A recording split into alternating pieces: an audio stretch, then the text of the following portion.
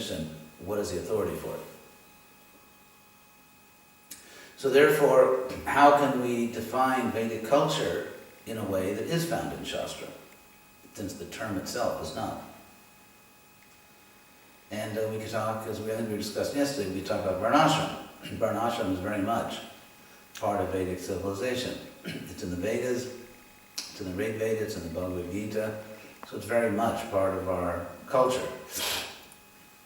I suggest that we should be a little more careful than some people are in what we describe as being Vedic culture. Because if we say that something is Vedic culture, but that thing is not in Shastra, then in what sense is it Vedic culture? So here we have to make a clear distinction between cultural principles such as Varnashram, such as Krishna Bhakti, such as Parampara. These are all cultural principles. On the other hand, we should not confuse these things with ethnic details. In ethnic, for example, in different parts of the world they have different recipes for cooking, or people have different dress styles, or different music styles, or different forms of architecture. And we know from history, if we care to look at history, that these things change. They change over time, they change in different regions, they change among different... If you take India, for example, just take India at the time of Krishna. To start off with, there are 4 varnas and 4 ashrams. So already you've got 8 variables. If you know math at all, that's a lot of variables. Not only do you have 8 variables of varna and ashram, which are different, but you have different climates. Cold places, warm places, moderate places. There is culture found in mountains, in jungles, in deserts, in forests, in wilderness, in farm communities, in villages, in big cities, in medium-sized towns, and actually you find differences. The authority for this comes from the gopis themselves. The gopis always say that now that Krishna left a little dairy village and he went to a big city, big political capital, Mathura, that he'll have a different culture. His taste in women will change. He'll be a different person. In fact, Krishna did dress differently when he went to the big city. He dressed like a prince. Princes didn't dress like cowherd boys. They still don't. So, there are many, many variables, and we have to talk about different yugas and different times and different regions of India. For example, South Indian temple architecture is very different from North Indian Vedic temple architecture. And still different is Himalayan architecture. If you look at temples in the Himalayan mountains, they're very different from North or South India. Food is different. For example, in South India they eat rice more. In North India they eat more wheat. And they have many different recipes and regional dress styles. They have different forms of dance. They have different forms of music, etc., etc. So really we're talking about hundreds of variables and many, many different cultural manifestations. To give an example of a regional cultural difference, in the Mahabharata, when Bhishma went to the kingdom of Madra, which is not the old Madras, this was in sort of modern day northern Pakistan.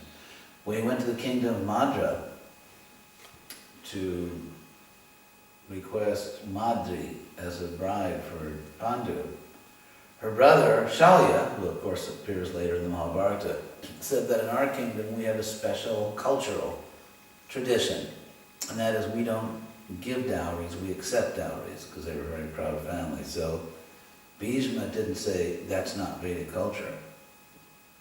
He just gave the dowry. He paid up.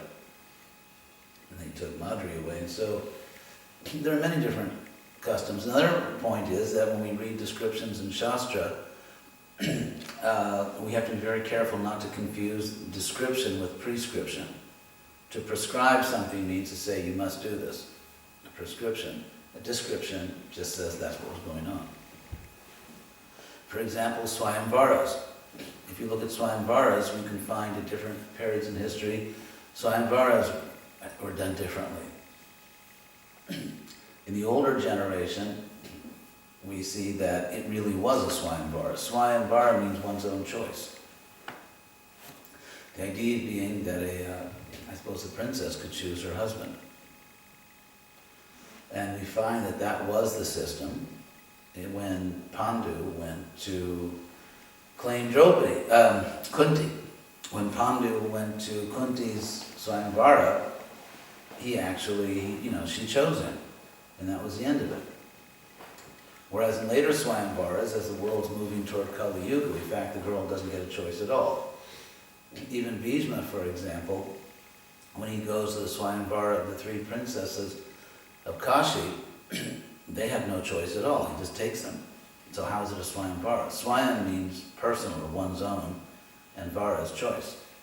So how did the girls get any choice when Bhishma just took them away? And of course, in doing so, he, especially the older one, Amba, he basically destroyed her life, and ultimately that cost him his life.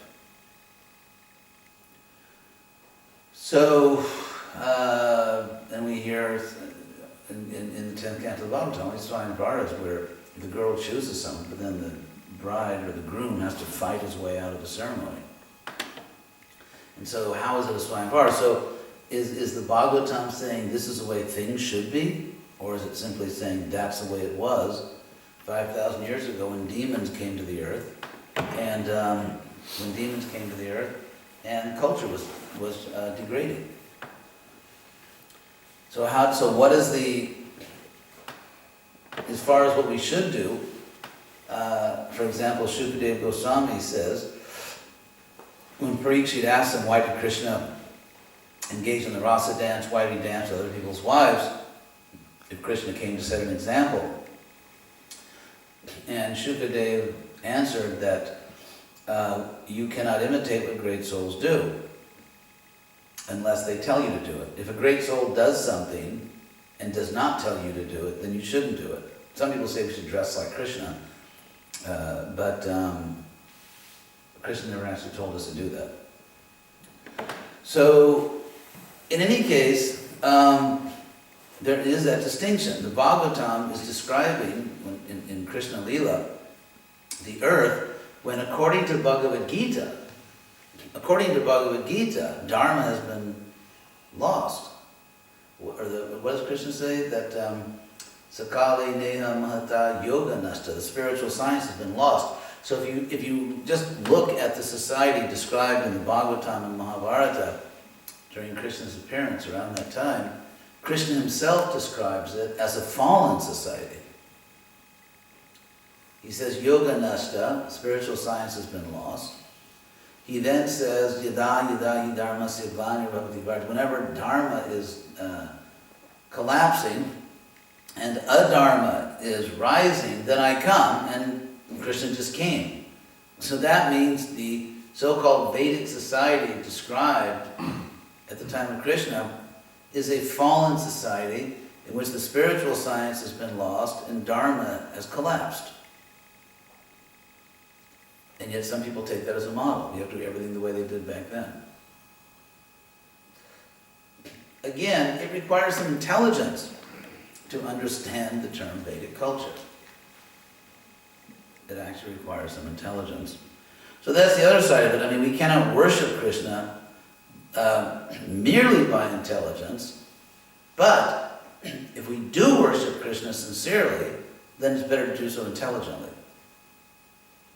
As Krishna says in chapter 12 of the Gita, where he says, Mayi buddhi niveshaya, the same word buddhi, he says, Mayi buddhi nivesha, dedicate your intelligence to me. And in the Gita 10:10, Krishna says, Tesham satata juktanam bhajadam priti purvakam dadami buddhi yogam tam jidamam upajanti te. I give buddhi yoga. I give practical spiritual intelligence by which the devoted come to me. It's very interesting because Krishna always says in the Gita that you come to me by devotion. But at 10:10 he says devotees come to me when they receive from me practical spiritual intelligence.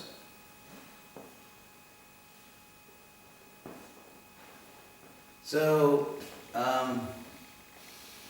it is a great science, bhakti yoga, and it really requires an open mind and a brain that's turned on and not turned off.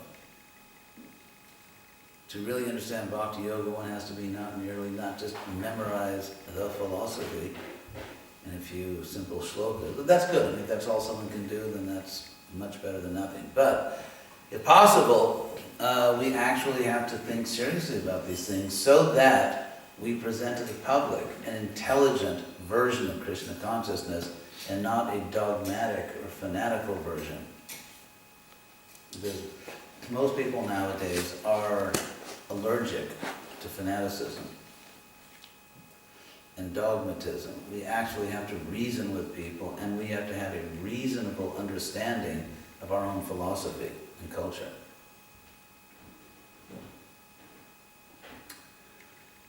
So, any question on these points? Yes?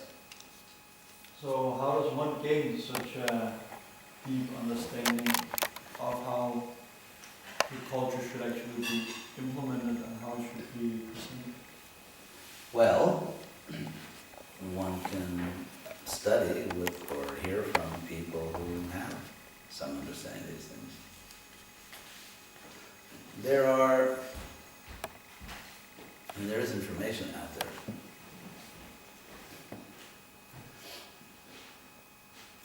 There are different human types.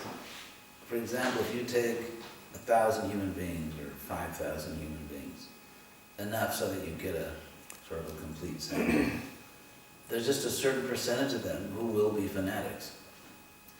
Whether it's a religious society, whether it's an academic community, as we know, a certain percentage of scientists are fanatics, isn't it? Materialistic fanatics, there's just a certain percentage of them. A certain percentage of Christians, of Jews, of Muslims, of Buddhists, and a certain percentage of Hare Krishnas, to be honest. You just have that psychological type. It would be absurd to say that if you look at the millions and millions of people who, in some way or other, except Prabhupada, that none of them have that psychological type. I mean, that would be rather absurd. So there are fanatical views. There are chauvinistic views. Chauvinism means making extreme and irrational claims for, that we're better than other people. I mean, Krishna is God. Krishna is God, and Prabhupada is his pure devotee. So these things, Krishna, Prabhupada, bhagavad-gita, Bhagavatam, these things are objectively superior. But at the same time, much of what we teach is also found in other places. Lord Krishna, to understand Krishna as presented by Prabhupada is something very special. It's a special gift that we have. So we do have knowledge which is really not found elsewhere. And that knowledge is most important. And we do have a spiritual process that is practiced intelligently. We do have a spiritual process which is most powerful. It doesn't mean that we are completely free of hypocrites and fanatics. We know society is completely free of hypocrites and fanatics. But we do have that knowledge and we do have that process. At the same time, so many things like, for example, the principle of karma, the idea that there's a personal God, we're not our body. All these, many people know that. Many people outside the Hare Krishna movement know that. Again, we do have ultimately special knowledge which distinguishes the Gaudiya Vaishnavas, but if you think of knowledge as a pyramid,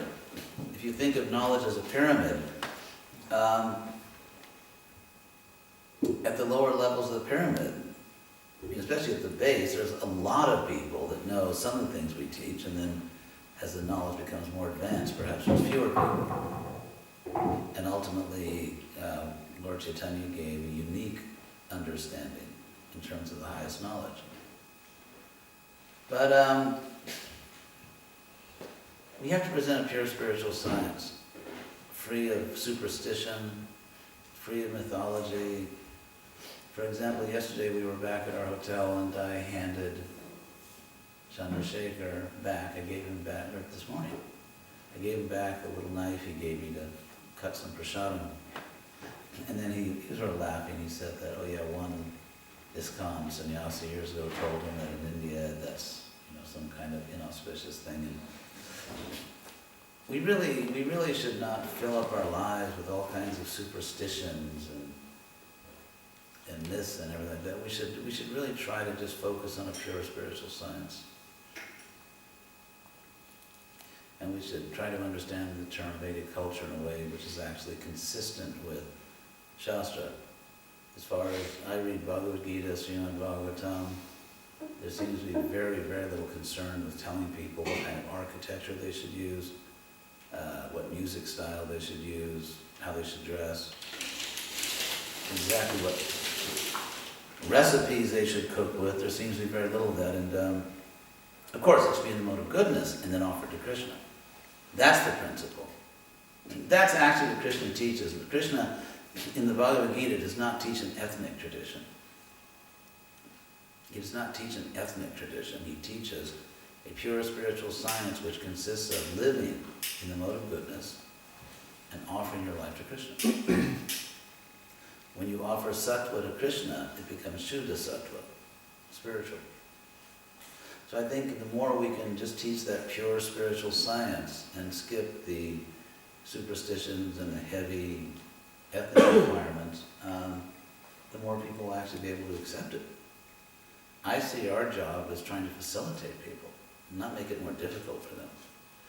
If we just pile rules on rules on rules and this thing and that thing and the other thing, apart from obviously the basic principles we have, why make it more difficult for people? As we already know, it's already difficult. I mean, it's difficult for us. Lord Chaitanya is very merciful. He's simplified the process. He's made it as easy as possible. And that's why we're here. But anyone who's been around for a while knows it's not the easiest thing in the world to become a pure devotee. It's not so easy to think of Krishna all the time. It's not so easy to go back to Godhead. It requires a real effort. It's already not easy, so why make it more difficult? Why add all kinds of unnecessary requirements when we see that people are not able to do it? It's like if you're a music teacher, if you sit down with your student at the keyboard and say, play this, and you see the student just can't do it, you give them an easier thing to do. And you keep doing that. That's what a teacher does. You find the student's level. That's the first thing a teacher does, is you have to find out what is the level of the student. What can the student actually do? And for example, I was helping one devotee who went back to college, and this devotee reported me that this devotee took one class, an online degree program in America, and the teacher for the first time, this guy was teaching a class for the first time, and he was just out of control. It's like assigning books that none of the students could understand, and all these. And so all the students started complaining, we can't do this. This is too much. And so the teacher, it's his first course, he didn't know what he was doing. So he tried to adjust it, but that's what it means to be a good teacher.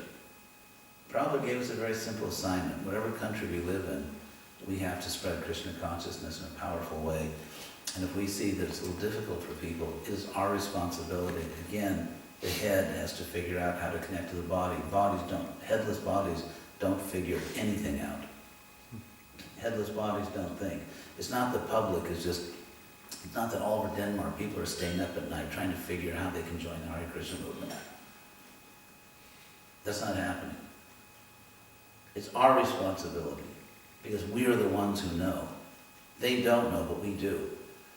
And therefore it's our responsibility to find a way to make the people of Denmark comfortable with the Hare Krishna movement. We have to present ourselves in such a way that people can identify with us. Because if people don't identify with us, it's over. Game over. And so what we see all over the Western world, not only in Denmark, but basically everywhere in the Western world, is that the public in general does not identify with us. The public in general does not consider us to be normal. And in America, for example, if the truth can be spoken, if we're allowed to speak the truth, in America, it's hard times. There are some exceptional programs, there are some really great devotees preaching, but in general, nope. That's the same I found all over the West, all over Western Europe, certainly all over America. It's just, so are we really oceans of mercy, or do we give ourselves an exemption, like I don't have to be an ocean of mercy, because great devotees, when it says vancha kalpa tarubhyascha, etc., that's not for us, that's for great devotees. So therefore we do not have the responsibility of being very merciful. Sometimes saying, I'm not on that platform, I'm not so advanced, I'm a fallen soul, is a very convenient way of freeing yourself from any real responsibility to actually get the job done.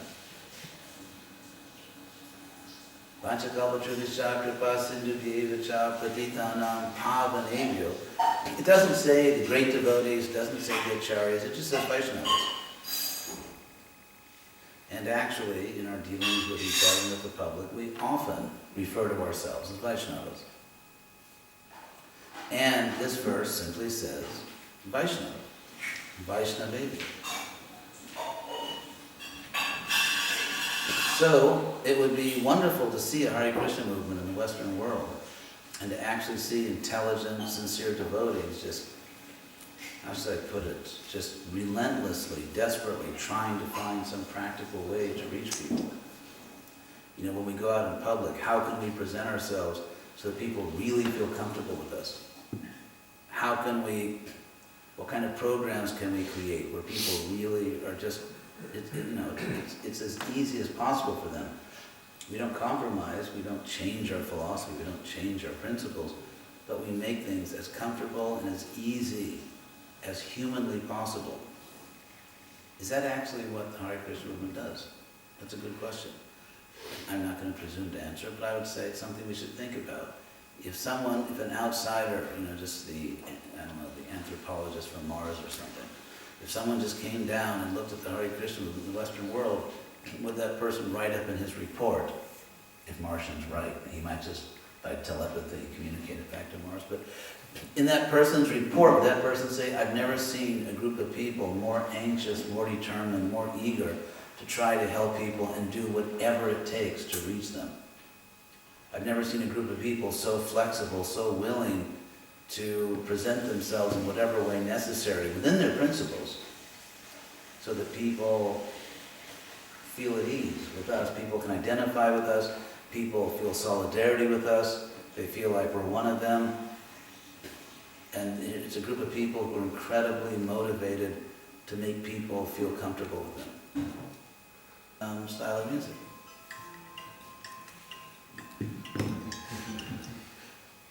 I'm just starting to get into it. So, for example, in classical music, I personally am sort of stuck in the Baroque. I really like Baroque music. I play music, Bach or Handel or just in general Baroque music. Then there's early classical, Haydn, and then you get Mozart, and of course there's Beethoven, and then it's just, you get all these, romantic stuff and everything. But I like Baroque. So it's interesting, when I was, a couple of years ago, I was in a place called University Glen in California, a beautiful little college community in the mountains outside, about an hour outside Los Angeles. I was writing for Prabhupada. And so my recreation, because Krishna says in the Bhagavad-gita, we should have recreation and moderation. Because Krishna actually says, yuktahara viharasya. Vihara means having fun, recreation as in braja vihari. And Krishna says moderate in eating, moderate in recreation. That's actually Krishna, as in author of Bhagavad-gita. So, I thought, okay, because just to relax, I play this sort of sacred music on the keyboard just to, I don't know, recover from the effects of being the leader of a religious society. So there was I saw one day I was just walking around this village and I saw a little ad, sort of, that people put on telephone poles or something. And this guy offered piano lessons. He was a music professor at some nearby college and he was offering. So I said, okay, I'll try it. So I went there and the first day he was like, I didn't go back, that was just impossible, but because when I told him I like Baroque music, he said, oh, you like Baroque? And it was pathetic because Baroque is actually large numbers of people like Baroque, but he was kind of, just sort of small-minded, so I would never, I didn't consider going back to this person. So when you take music lessons, a good teacher will respect, for example, some people like blues, jazz, pop, all the various forms of classical music and so on. And so it's both level of difficulty, like you see piano books, they'll be like, beginners, intermediate, advanced, and so on. So it's a question of giving the student the right level, and also encouraging the student to pursue his or her own musical inclinations, assuming they're decent. So, there, now we've cleaned up the analogy. Yeah, because we hear this so much in this on the, when and if someone becomes sincere, then, they'll, to use the example of clothes, they'll, put on the Gaudiya sari as a sign of their coming to the coveted platform. And so it's, you hear that all the time, let's compromise as a halfway, as a bridge, and try to trick them temporarily so that they can become comfortable with us. But in fine print, one day, sooner or later, we'll take him to the quote unquote ideal platform. I take seriously Prabhupada's books, as I'm sure we all do. And in one of Prabhupada's most important books, Nectar of Devotion, in chapter 6, Rupa Goswami gives a list of the basic principles of Bhakti Yoga. And Prabhupada and Rupa Goswami make very clear that there are basic principles that you must follow if you become advanced. And there are details which are not so important and which are variable. Interestingly, he characterizes Hari Bhakti Vilas as basically variable details. But also, so Rupa Goswami gives a list, and I think that if someone claims that a particular devotional activity or a particular way of doing anything is a basic principle, I think you should first find it in the list. Maybe people that talk that way are perhaps